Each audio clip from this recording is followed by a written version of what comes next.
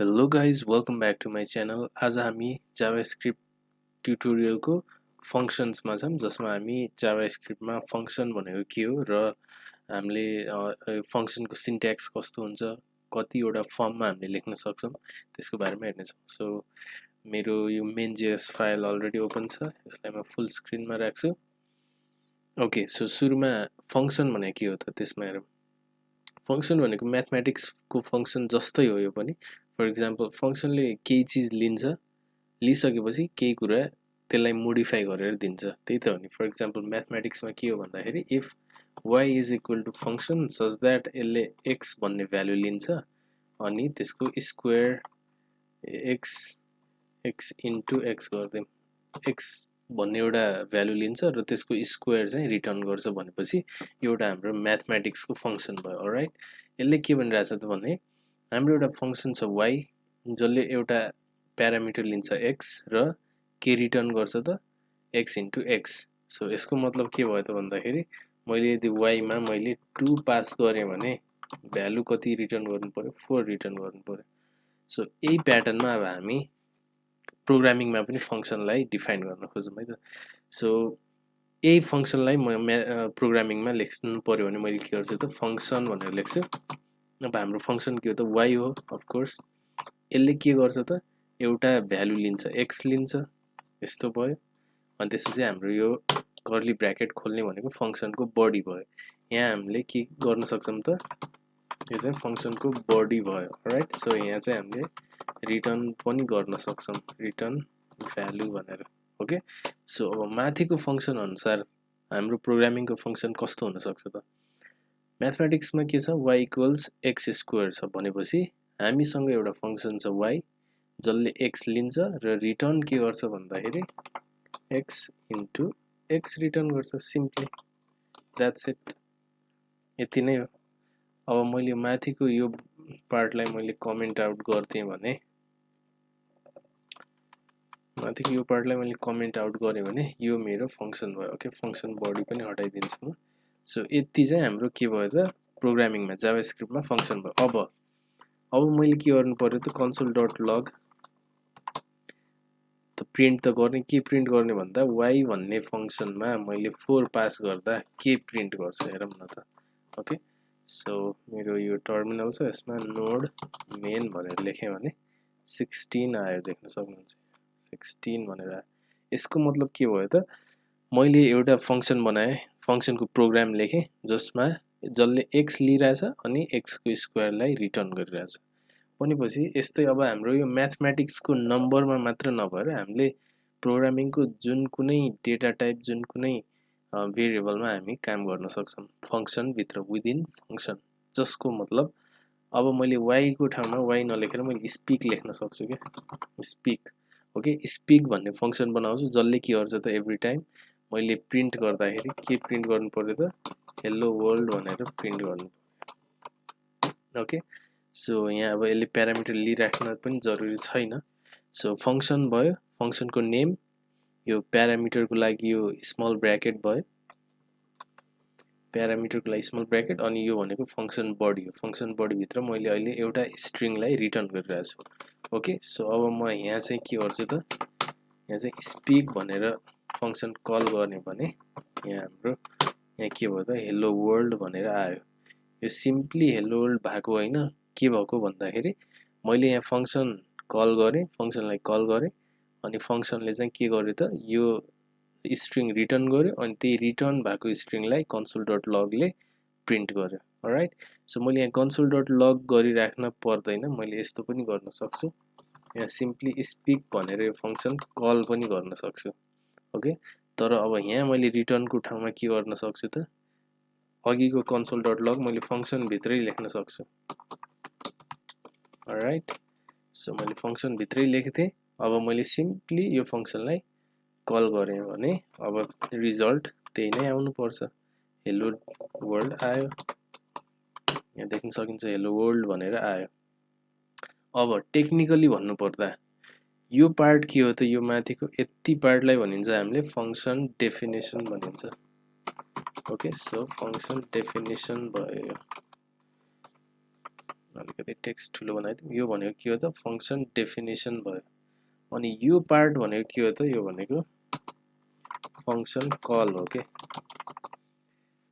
So यसलाई के भन्छौँ त हामीले फंक्सन डेफिनेसन मलाई चाहिएको फंक्सनले के गर्छ के कोड हुन्छ त्यसमा भनेर जे लेख्छौं त्यो चाहिँ फंक्सनलाई डिफाइन गर्यो दैट्स फंक्सन डेफिनेसन अब यो फंक्सन बनिसक्यो मलाई मेरो प्रोग्राममा 100 200 लाइनको कोड हुन सक्छ मलाई जहाँ यो फंक्सन चाहिन्छ नि त्यहाँ मैले यसरी फंक्सन कल गर्दिन्छु फर एक्जाम्पल यहाँ स्पिक को ठाउँमा बार्क भएको भए अनि console.log मा पनि बार्क भनेर लेख्दिम भने अब मेरो फंक्सनको नाम बार्क भइसक्यो स्पिकले काम गर्दैन सो बार्क नै हुनु पर्छ यसरी हामीले फंक्सनलाई कल गर्छौं यहाँ हेर्यौं भने यहाँ बार्क भनेर आयो अलराइट सो अब मैले एउटा त्यस्तो फंक्सन बनाउनु पर्यो जसले दुईवटा नम्बर लिन्छ र त्यसको समलाई रिटर्न गर्छ भनेपछि के लेख्नु पर्यो त फंक्सन भनेर लेखौं सो फंक्सनको नाम के गरौँ त एड नम्बर भनेर लेखौं एड नम्बर भयो यसले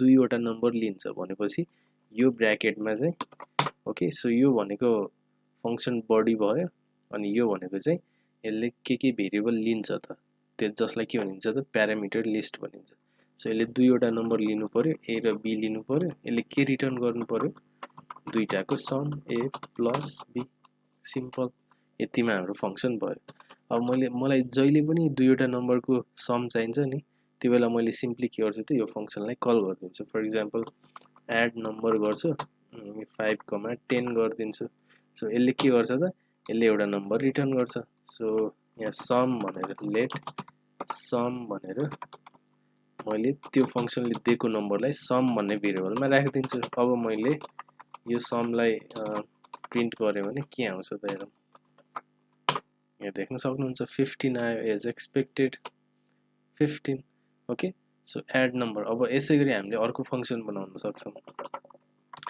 सबट्र्याक्सनको लागि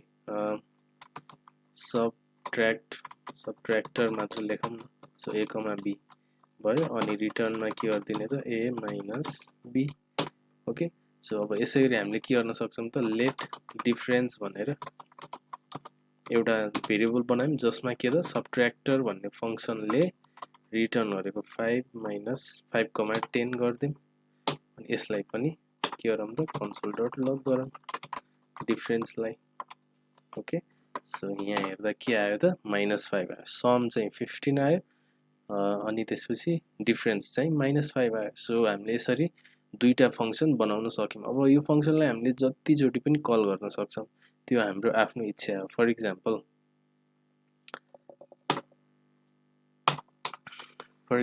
मैले यो फंक्सनलाई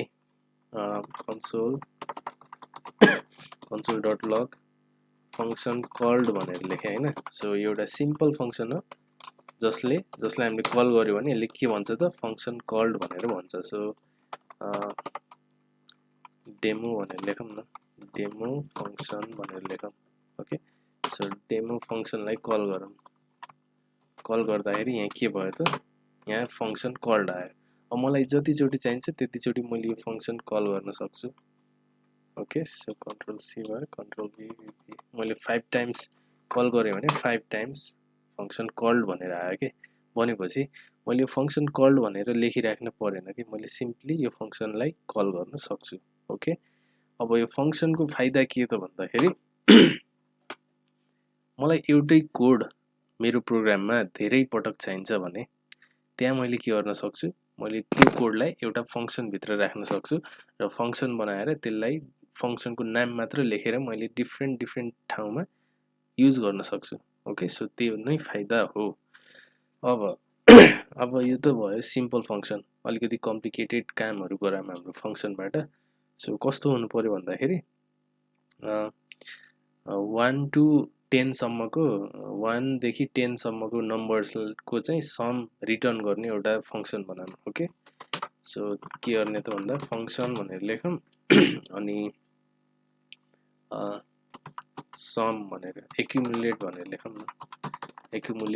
लेखौं जसले एउटा नम्बर लिन्छ सो नम्बर नलिम अहिले धेरै कम्प्लिकेट नगरौँ हामीले लुपिङ पढिसकेका छौं सो लुपिङलाई युज गरौँ हामी लेट भनेर रिजल्ट भनेर एउटा भेरिएबल बनाऊँ जसमा 0 भ्यालु राखौँ अहिलेलाई। सो 1 देखि 10 सम्मको नम्बरलाई चाहिँ रिजल्टमा सम गर्ने अनि त्यही रिजल्टलाई रिटर्न गरिदिने। ओके, सो हाम्रो टार्गेट त्यो हो। सो फर लुप युज गरौँ, let I is equal to 1 and I less than equal to 10 and I plus plus गरौँ।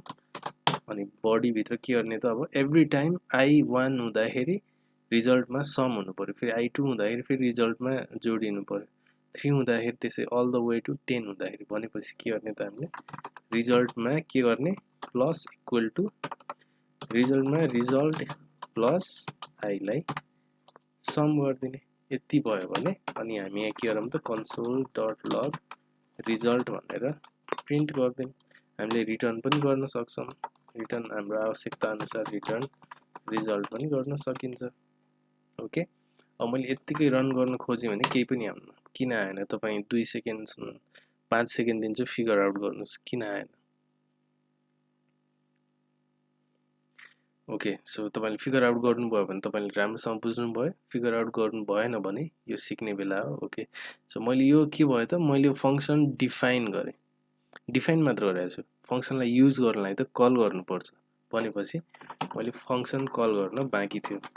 एक्युमुलेट भनेर फङ्सनको नाम थियो, यसरी ब्र्याकेट बनाएर मैले फङ्सन कल गरेँ। अब यहाँ हेऱ्यौँ भने देख्न सकिन्छ 55 भनेपछि 1 देखि 10 सम्मको नम्बरलाई सम गर्दाखेरि कति आउँदो रहेछ 55 आउँदो रहेछ। चेकको लागि के गर्ने त हामी 5 राख्न सक्छौँ, 5 सम्मको 15 आउनुपर्छ एज एक्सपेक्टेड, यहाँ 15 आयो। अब हामीले अलिकति यसलाई मोडिफाई गरेर हामीले चाहिँ आफै नम्बर दिएर त्यो नम्बरसम्मको सम निकाल्ने गराउनलाई हामीले के गर्ने त यो फङ्सनले एउटा नम्बर लिने बनाऊँ a सम्म, सो द्याट त्यो लुप चाहिँ a सम्म रन होस् अनि हाम्रो रिजल्ट एड होस् भनेपछि अब मैले एक्युमुलेटमा 5 राखेर मैले यहाँदेखि मोडिफाई गर्न सक्छु, 15 आयो। मैले एक्युमुलेटमा 20 भनेर राखेँ भने अझै धेरै आउला, 210 आयो। ओके, सो यो त थियो जाभास्क्रिप्टमा फङ्सनको बारेमा, यो एउटा तरिकाले लेखिने फङ्सन हो। अब एउटा आजभोलि एकदमै पपुलर वेमा लेखिने फङ्सनको स्टाइल अनि सिन्ट्याक्सको बारेमा भन्छु म, सो जसलाई चाहिँ एरोहेड फङ्सन भनिन्छ। ओके, सो त्यसको बारेमा हेरौँ। पहिला हाम्रो एउटा सिम्पल यो फङ्सन ग्रिट भन्ने फङ्सन बनाऊँ जसले कन्सोल डट लग के गर्छ त कन्सोल डट लग नेम भनेर एउटा भेरिएबल लिन्छ अनि यसले हेलो भन्छ हैन, हेलो भन्छ कमा अनि जसको नाम हो त्यही। ओके, सो यो चाहिँ कोटेसनमा हुनुपर्छ, द्याट्स नट द भेरिएबल, अनि यो पनि यसरी हुनुपर्छ। ओके, सो एउटा मेरो फङ्सन छ ग्रिट भन्ने जसले एउटा नेम भनेर इनपुट लिन्छ र हेलो भनेर पछाडि नेम प्रिन्ट गर्छ भनेपछि यसलाई कन्सोल डट लग गरेर हेरौँ एकचोटि, हैन फङ्सन कल मात्र गर्नु पर्यो हामीले। ओके, सो ग्रिट भनेर मैले यसमा नाम चाहिँ के राखौँ भन्दाखेरि एम्बर भनेर राखौँ हैन। ओके, सो यसमा रन गर्दा हेलो एम्बर भनेर आयो। ओके, हेलो एम्बर भनेर आयो भनेपछि यो एउटा हाम्रो फङ्सन हो। अब यसैले हामीले एरोहेड फङ्सनको स्टाइलमा प्रिन्ट गर्दा कसरी गर्ने त। ओके, सो यो भनेको एउटा जेनरल फङ्सनको सिन्ट्याक्स भयो। अब हामीले जाभास्क्रिप्टमा धेरै जसो एरोहेड फङ्सन युज गरिन्छ त्यसको सिन्ट्याक्स हामी सिक्न जाँदैछौँ। सो त्यसको लागि हामीले फङ्सन लेखिराख्नु पर्दैन, यसरी फङ्सन लेखिराख्नु पर्दैन, हामीले लेट अथवा कन्स्ट लेख्न सकिन्छ। सो जेनरली फङ्सनलाई हामीले मोडिफाई गर्दैनौँ, द्याट्स वाइ हामी कन्स्ट लेख्छौँ अनि फङ्सनको नाम, सो माथि के छ त हाम्रो फङ्सनको नाम ग्रिड छ भनेपछि यहाँ पनि ग्रिड नै हुने भयो, ग्रिड नै हुने भयो। अनि हामी यसरी इक्वल गर्छौँ। ओके, सो इक्वल गरेर अब यो माथिको यो नेम छ नि हो, यो नेमको प्यारामिटरको लागि चाहिँ हामी यो पार्ट लेख्छौँ यसरी। सो यहाँ के भयो त नेम भनेर एउटा प्यारामिटर लियो। ओके, नेम भनेको अलरेडी छ, सो यता ए मात्र राख्दिउँ, अहिलेलाई ए मात्र राख्दिउँ। ओके, सो ए ओके, सो माथिको जस्तै ए भनेर नेम लिइरहेछ भने तल पनि हामीले यसरी लेख्छौँ, फेरि एउटा इक्वल लेख्छौँ अनि एरो बनाउँछौँ। यो चाहिँ के भयो त हाम्रो फङ्सनको बडी भयो। यसरी हामीले console डट लग, यहाँ पनि के गर्नु त हेलो भनेर लेखेँ मैले, अनि यहाँ ए लेखेँ अनि यहाँ एक्सक्लेमेसन मार्क। ओके, अब म माथिको फङ्सनलाई कमेन्ट गरिदिन्छु।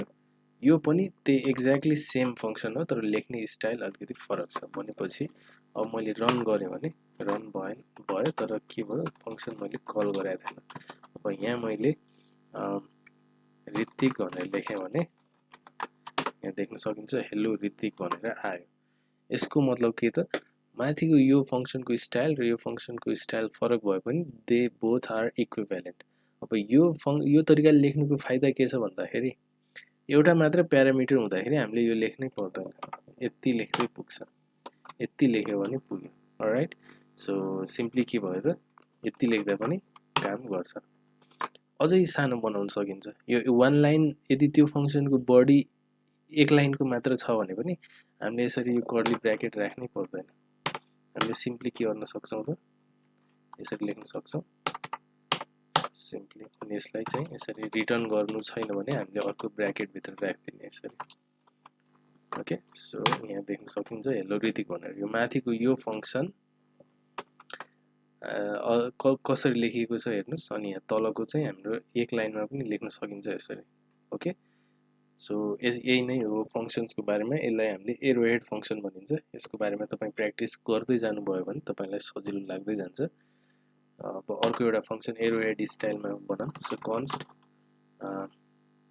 कन्स्ट एड भनौँ, यस्तो हुन्छ। अनि यसले लिने नम्बर्स ए कमा बी हुन्छ, अनि फेरि के भयो त इक्वल्स टु, अनि यो भयो। अनि यो हामीले यसरी रिटर्न भनेर ए प्लस बी गर्छौँ नि। सो यहाँ चाहिँ console dot log add 4,5 4,3 गरौँ अहिलेलाई। ओके, सो यसलाई रन गरौँ, यहाँ चाहिँ 7 आयो। अलराइट, सो एरोहेड फङ्सनको अर्को एउटा विशेषता के छ भन्दाखेरि यसरी रिटर्न लेखेर एउटा स्टेटमेन्ट छ भने त्यसलाई हामीले यसरी यो ब्लकभित्र ब्लक बनाएर गरिराख्नु पर्दैन कि। हामीले सिम्पली ए प्लस बी गरिदियो भने पुग्छ कि। यति गरिदियो भने हाम्रो फङ्सन उत्तिकै भ्यालिड छ। यहाँ देख्न सक्नुहुन्छ 7 भनेपछि हामीले रिटर्न लेखिराख्नु परेन, कर्ली ब्र्याकेट बनाइराख्नु परेन यदि वान लाइन रिटर्न एक्सप्रेसन छ भने। ओके, सो जाभास्क्रिप्टमा फङ्सन्सको बारेमा यति नै थियो। अब म नेक्स्ट भिडियोमा रिकर्सिभ फङ्सनको बारेमा भिडियो बनाउने छु। टिल देन बाइ, एन्ड तपाईँहरूलाई मेरो भिडियो मनपर्छ भने सब्सक्राइब गर्नु होला च्यानललाई, अनि भिडियोलाई लाइक पनि गर्नु होला, so that it gets boosted. Thank you guys, have a nice day.